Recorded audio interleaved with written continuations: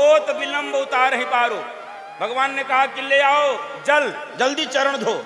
अब सुनिए, जल तो सामने था, ये जा रहा पीछे।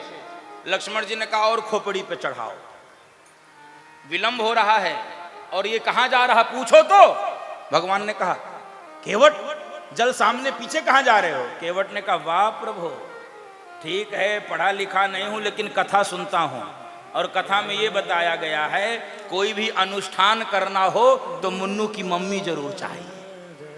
बिना पत्नी के हैं, दौड़ कर गया। अरे भाग्यवान, भाग्य के द्वार खुल गए, भगवान के चरण प्रक्षालन का अवसर मिला है, जल्दी चलो। रोने लगी।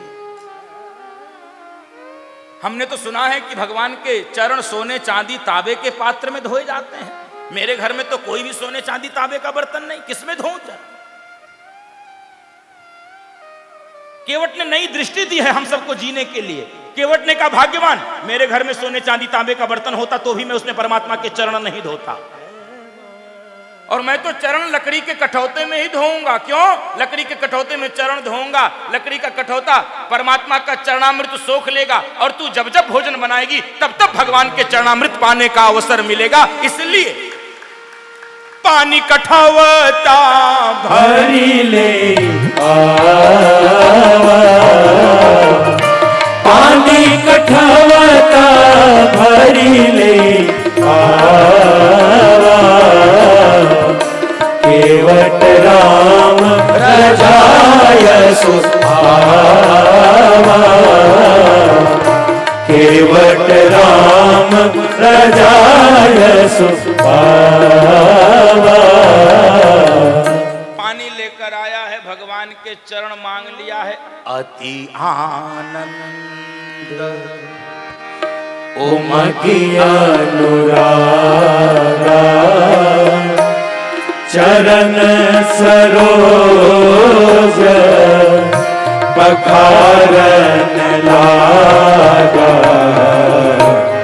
अति आनंद। भगवान के चरण धोया है, चरणामृत पिया है और सबको चरणामृत बांटा है। पद पखारी जलपान करी आप सहित परिवार। भगवान ने कहा चलो पार करो, कहा नहीं रुको, पहले जो आया है पहले उसको पार करेंगे, घाट का नियम है। भगवान ने चारों ओर देखा, भगवान ने देखा कहे मेरे पहले कोई आया तो नहीं, मुझे दिख तो नहीं रहा है।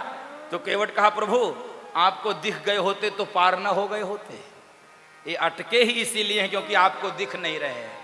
केवट किसको पार कराना चाहता है? केवट ने कहा पहले मेरे पूर्वजों को तार दो, उसके बाद मैं आपको गंगा से पार कराऊंगा।